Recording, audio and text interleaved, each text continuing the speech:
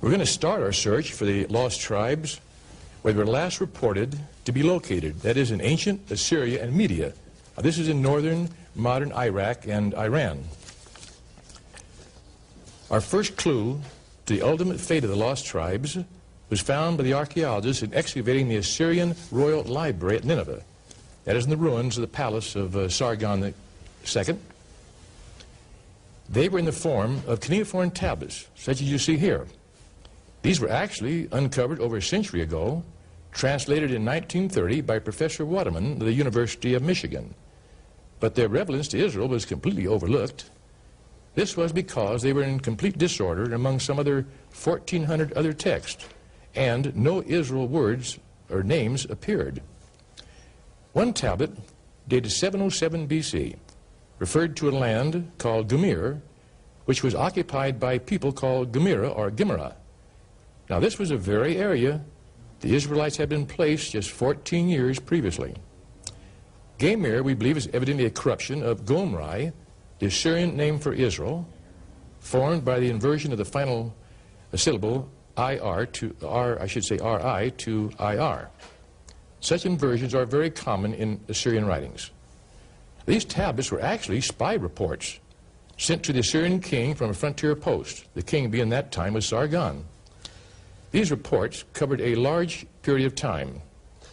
That's fascinating. Now, these reports, what did they say? Well, among other things, they reported that the exiled Israelites were not slaves. They were actually freemen, had their own homes, their cities, towns, engaged in various activities. They had agriculture, manufacture. Would you believe they even had their own standing army? Now, this sounds strange, but consider the fact why were the Israelites in Assyria. Now, Assyria in the past, anytime they occupied, I should say, subjected an area, they merely sent their overseers there to extract a tribute and so on. But with the Israelites, this is an exception. They brought these men up to Assyria to act as buffers around the borders of the country. In other words, evidently they were fierce fighters in those days. What do you mean, buffers? Well, for instance, any outside invasion coming directed toward Assyria, they'd have to penetrate first through the Israelite lines. That means the Israelites would have to fight for their lives, either repulse the enemy or at least, you might say, weaken them before they got to Assyria proper. Now, we can prove this because one series of tablets reported the invasion of Urartu. The king of Urartu came against Assyria, and they had to penetrate first through the Israelites. Now, one of the tablets makes it very clear the Israelites put up resistance, they fought, actually repulsed the armies, and then turned around and invaded Urartu in exchange. In fact, they not only captured or killed, all their army commanders, even sacked the country. Now, archaeologists had known for years that capital of Urartu had been sacked and destroyed. They never knew who did it. Now the tablets for the first time reveal these were Israelites that did it. It's fascinating. You know, it makes sense, too, that they would set them there because, in other words, if there's an invading army, they're going to have to come through their land, so they've got to defend their own land that they're working, their families, and that type of thing. That's interesting. Another and later Assyrian report states, in the second year of Esarhaddon the king, now this is about 679 BC, the Gimera, as the Israelites were then called, rose in rebellion under their leader, Tuespa. We don't know if Tuespa was a woman or a man at this stage. They fled westward. Now, the Greeks reported these same activities. They called the Gimera Chimeroi in their records. Now, that name is translated into English as Cimmerians. Now, the branch of Israelites, now known as Cimmerians, moved out of Asia Minor, around and sometimes across the Black Sea, settling in the Crimea and the Carpathian regions west of the Black Sea. We find this called in 2nd Ezra, Arsereth, or Mountains of Sereth. Now, later when Babylon conquered the Assyrian Empire, this is about 612 BC, they then invaded that part of Media where the Israelites, or Gimera, that had not escaped, were still there, and settled. And that, of course, drove the Gimera out of their area, some of them moving up through the Caucasus, what we call today the Pass of Israel. I should say that some historians refer to that as the Pass of Israel. Others moved around the east of the Caspian Sea and became known as Iskuzi, a name very easily derived from Isaac. Then these tablets that allow us to learn these things really provide a very valuable archaeological clue, don't they? Yes, they do. There's another major clue to tracing the lost tribes of Israel. Is found on the side of a hill in northern Persia. It's in inscribed writings about 300 feet above the base of the mountain, the hill.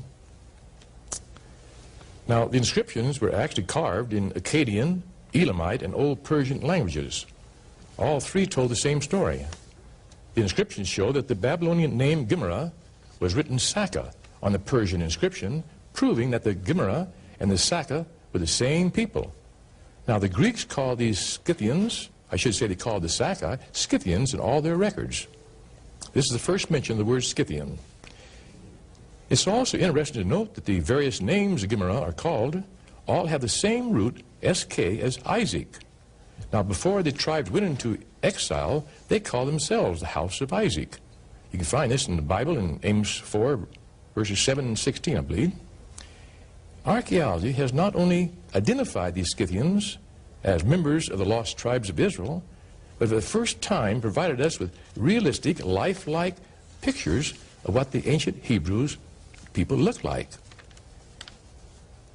Now, unlike the stylized pictures we see the Egyptians made and formalized or stylized stone carvings made by the Babylonians and Persians, excavated from Scythian tombs north of the Caucasus are found skillfully made gold work showing the everyday life of the Scythians.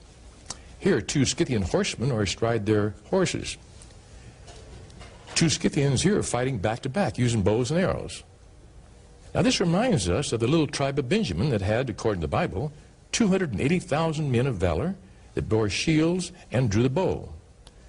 Now, to continue tracing the Israelites, under pressure from the Medes and the Persians, the Scythians, now this is the eastern branch of the Israelites, they migrated north of the Black Sea, coming into collision with the Cimmerians. Now, the Cimmerians, I consider them the western branch of the Israelites. These people had settled in the Carpathian regions. Now, the kinship lost during the passing centuries, ensuing battles, ended with the Cimmerians being pushed out of the area, and they moved westward. The Cimmerians then broke into two major groups. The larger part migrating up the Danube River Valley, arriving at its source in South Germany between 600 and 100 BC. Now, Roman historians, they call these people Celts. This is the first mention now of the word Celt. A small group moved into the sparsely inhabited regions of the Baltic, but the Romans called them by the abbreviated name of Cimbri. Now, between the 4th and 1st centuries BC, the Sarmatians, now these are a mixed non-Israelitish people, we believe partly Iranian, were pushing westward. They finally moved into the area of the then prosperous Scythian nation. Continuing warfare then drove the Scythians out of their land, as they had done the Cimmerians, and the majority northward toward the Baltic areas. Now, by the end of the 2nd century BC, we find only two small pockets of Scythians left on the shores of the Black Sea. Now, the Scythians, in turn, pushed the Cimbri westward to Jutland and the coast of Holland. Now, during this period of time, the Celts were expanding in all directions, many of them pouring into Britain to form the bedrock of the British race. About 3000 BC, some of the Celts invaded Italy and sacked Rome. Others migrated back into Asia Minor, where they were called Galatians by the Greeks. We now know that Paul's letters to the Galatians were to his kinsmen Israelites, that is, descendants of the earlier Galatians, although called Gentiles by the modern Bible translators. You know, that really helps to clear up to a degree, or major degree, this term Gentile. A lot of people have a lot of problems with it, but the word itself is ethnos, and it means nations. That's right. And what you're talking about here are nations, and of course God told Abraham his seed was going to form a multitude of nations. Those nations would definitely be Israelites. Now, as the Sarmatians occupied Scythia in South Russia, there was a tendency to confuse them with the Sarmatians, because people are usually identified by the name of the land they live in. Now, the Romans, they solved the problem. They introduced the word Germans for Scythians. Now, the word genuine, or genuine, I should say, is Germanus or Germani. That's the Latin word for genuine. So in all the Roman records, except for a few outland areas, they dropped the name Scythian in all the Roman records. They applied the word Sarmatians or Germans. Now, from that Well, I guess you get the picture. No, it's fascinating, yes. Now, don't think for a minute we're talking about the German nation today. Right. The Cimbri were eventually driven out of northwest Europe. One group migrating to Italy were nearly all wiped out by the Romans. One group made their way back into Spain to be known as Ibrius. Now, Ibrius is the Gaelic name for Hebrews. And eventually, many of those migrated into the Ireland as Scots. They named the island Hibernia, that early name for Ireland, a name that still exists. One group crossed the English Channel into northern Britain to form the, form the roots of the nation of the Picts. Now, during the succeeding centuries, the Scythian Germanic peoples broke into many divisions, possibly in some instances into their original Israel tribal families, like the Angles, Saxons, Jutes, Danes, and Vikings, to name just a few. Now, between 450 and 600 AD, some of the Angles and Saxons moved into Britain as Anglo-Saxons. The Celtic Scots, for the most part, moved into northern Britain and established the nation of Scotland, although some settled in northern Wales, the Isles of Man, the Scilly Islands. Now, many Germanic tribes poured into the land south, that is, after the Celts began to move out and vacate the land. These Germanic tribes established the Gothic nations, the Vandals, Lombards, Franks, Burgundians, Visigoths, Ostrogoths. These Scythian Germanic people, or tribes, formed the modern German, Swiss, French, Italian, Spanish, and Portuguese nations of the day, although there has been, over the centuries, an infusion of non-Israel blood in these nations. The northern Scythian Israelites that had settled in Scandinavia, we read of them in history raiding and establishing colonies in Western Europe, Britain, and Ireland. One group settled in France became known as Normans, who later forced their way into England under William the Conqueror in 1066. What happened to the lost tribes of Israel? You now know the answer. They were never really lost. They only lost their identity as they migrated over the centuries westward. You know, suddenly when you put the historical research that you have in your book, The Missing Links, and you couple the cuneiform tablets of the Assyrian Empire that you have studied, suddenly you have the keys that not only show they were not lost, but that God was keeping his promise all along, wasn't he? He said they would go to the north, to the south, the east, and the west. There's one thing that came to my mind as you were talking, and I brought this out in an earlier teaching, and that is Ephraim and Manasseh.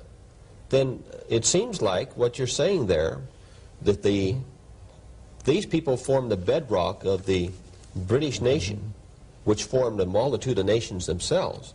It would almost seem then that they at least represented, or in a representative way, one of his children, Ephraim and Manasseh. What do you think? You're right. I'd like to add one other point. Our Celto-Saxon ancestors, they first settled in Western Europe and in Scandinavia, in the Isles of the West, in fulfillment of Jeremiah 31, verse 10, which reads, "Hear the word of the Lord, O you nations, and declare it in the isles afar off, and say, He that scattereth Israel shall gather him, and keep him as a shepherd doth his flock." I believe America is a regathering of Israel, where we have been, as was prophesied in the Bible, quote, blind to our identity. I believe that we whose roots are traced back to Abraham are Abraham's children, of which God said, as long as the sun, moon, and stars exist, so will the descendants of Abraham continue as a nation before me.